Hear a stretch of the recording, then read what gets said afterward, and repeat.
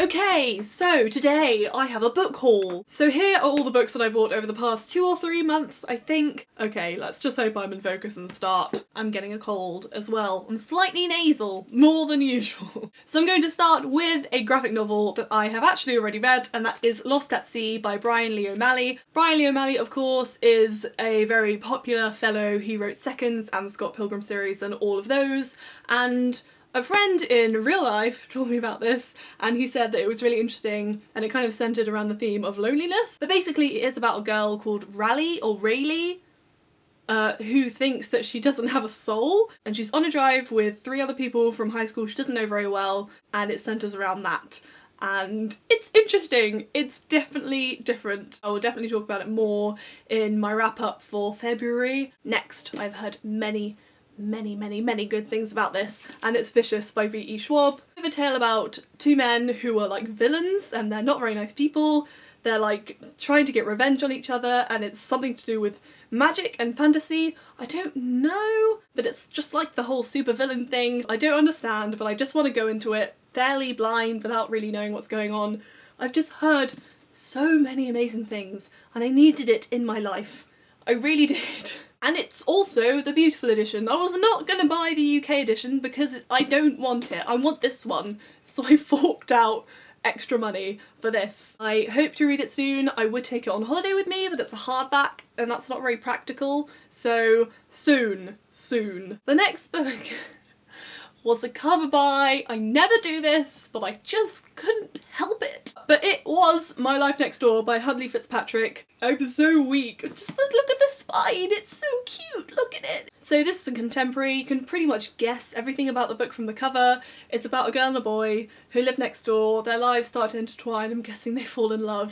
I've heard mixed things about it, but I figured when I really want to pick up a contemporary, this would be a really good one to go for. I do really want to read it, and I have done for a while, so I thought, why not add this to my collection? Next we have a few graphic novels. A few more graphic novels. So this is Sex Criminals Volume 1 by Matt Fraction and Chip Zdarsky. Naughty. This is about, I believe, a man and a woman who start sleeping together, and then they start robbing banks. I don't know. I really don't know. I read about this, I was so intrigued. They do what any new young couple having sex and freezing time might do. They rob banks! In big capital letters! This just sounds interesting. Who wouldn't want to read this? Who wouldn't want to know what happens? Next is another one that you all probably know because everyone does, and it's Saga Volume 2 by Brian K. Vaughan and Fiona Staples. Doesn't everyone know Saga now? It's a really amazing sci-fi graphic novel series if you haven't picked it up yet. I really enjoyed Volume 1. It was super fun. They're so weird and so wacky and just amazing, and they're beautifully illustrated. I can't wait to see what happens in Volume 2. Very excited. I've been like saving this for myself, so we'll see. So next I have A Long Way Down by Nick Hornby. I read High Fidelity by him last year and it was one of my favourites and I loved it. It is about, I think, 4 strangers who meet on a rooftop. They are all planning to commit suicide and they meet and start talking, and it's just the story of that. It is comedy. Also, it's only about 200 pages, so it's a quick, satisfying read, and I like those a lot. So next I have a sequel, and that is The Indigo Spell by Rochelle Mead. This is the 3rd book in the Bloodline series, and I recently read the 2nd book. I really liked it. It's a super fun series following vampires and vampire hunters, and it's also in a high school setting, so it has the feel of a contemporary series, but it's not. It's like fantasy. They're really easy to read. They're slightly predictable. They're very predictable, but I really like them anyway, and I'm definitely going to finish the series. But I don't enjoy the covers, because the covers are hideous. Change them, please! Oh god! Next is an adult book that my mum gave to me because she was clearing out her bookshelves, a la me, but that is The Reluctant Fundamentalist by...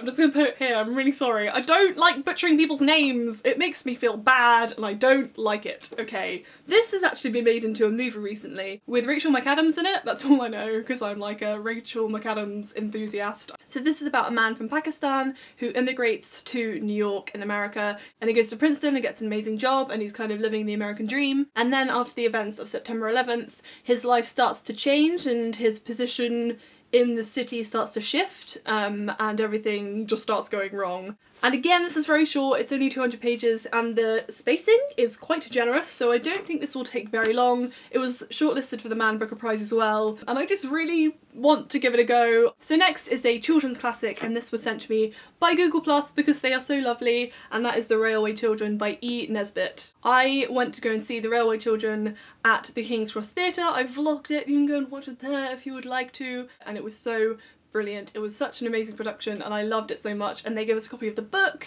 so we could read it, which was so kind. Oh, it's such a sweet story. I will definitely read this at some point after maybe I've had a break from the play and it's not really fresh in my mind. I will surely read this. So the next one is a thriller that I'm just going to quickly show you. I picked this up in a charity shop and it's called Eeny Meeny by MJ Arledge. I remember seeing this in foils ages ago and being really intrigued by it, and then I found this in a charity shop, so I was like, I'm definitely just gonna buy it. So this is about some kind of crazy person who abducts girls and then gives them the choice to either kill or be killed. So they have to murder someone basically, and then he sets them free, and so they're set free and they're horrified. So it's about the girls kind of talking to the police and just trying to track down this person because he's crazy. But I hope this will be good. I have fairly high hopes. We'll see. Right. That's actually all. We made it to the end without the battery dying. How amazing. Well done, camera. Well done. Very proud of you. As usual, let me know if you've read any of these books and what you thought of them. And thank you very much for watching. And I will see you next time. Bye.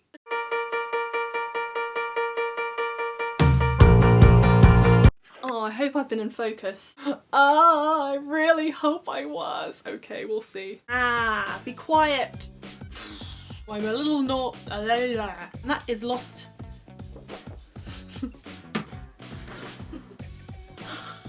But actually, let's just not say that because that doesn't make any sense. Okay. What am I doing? Okay, that's the end. That's the end.